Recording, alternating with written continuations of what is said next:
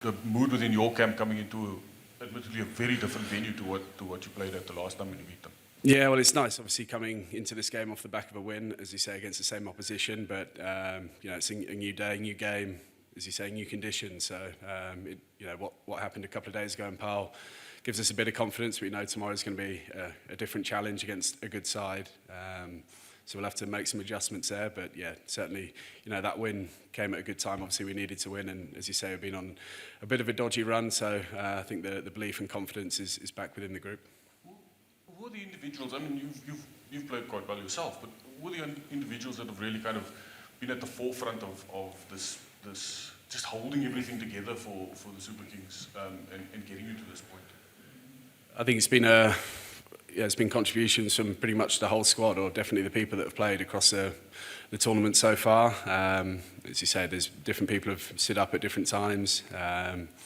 As always in a competition of 10 games, there's guys that feel good about their form and feel like they've made contributions, and guys that want to give a little bit more, trying their best to offer a bit more to the team. But that's the nature of T20 cricket, and in particular, a 10-game competition. You're not going to have everybody all guns blazing and firing, but as I said before, the people we've got here, different people have stood up at different times. It's created opportunities for players, as I said, that wouldn't necessarily have had the opportunity to stand up. So, got a lot of confidence in the team that come tomorrow, there'll be one or two of us that can hopefully put our hand up and put in a match-winning performance. We know in T20 cricket it only takes sort of one or two guys to have a day out, and generally you come out on the right side. So as long as we're all thinking with that mindset and believing that we can do that, hopefully, as I say, a couple of us have a good day and we can get the job done.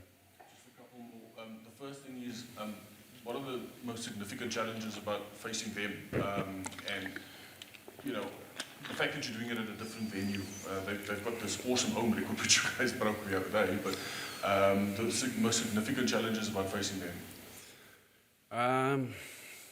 I don't know, we obviously do a bit of homework on them and a bit of planning, but I think most of all we've got to look within and see, look at our strengths and see how we can match those up best against their opposition. They've obviously got some quality players in their side. The whole competition, you look down the teams and you feel like everyone's got match winners in their side and a good squad. So we know it'll be a tough game, but try and focus on having awareness of what their strengths are, but mainly focus on what we can control, what we can do well. And as I say, hopefully that's enough to get the job done.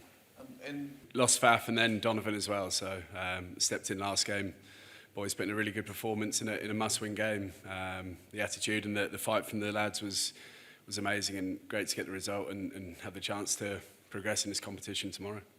Do you know what's Don's status? I mean, if you guys get through this, will he be able to play at all?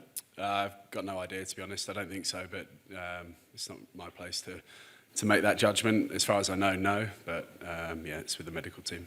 How hard has this been for you guys? I mean, started the competition very well, kind of weather and all sorts of things happening in the middle, and then you're having to adjust now to a third captain, admittedly now.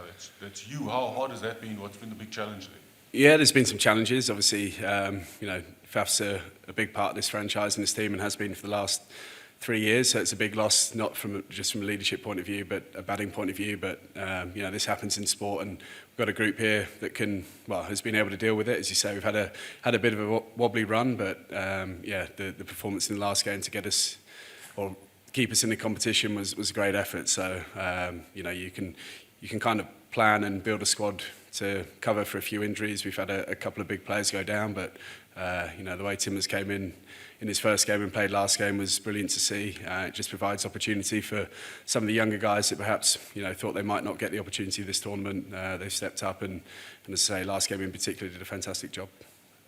The processes of playing at this particular venue, fast outfield, high felt, ball flies, generally good picture. What are the sort of processes you guys follow to allow you to be successful here? I haven't played much cricket here, so I'm being guided by the others to a certain degree. But obviously playing at the Wanderers, similar in a way.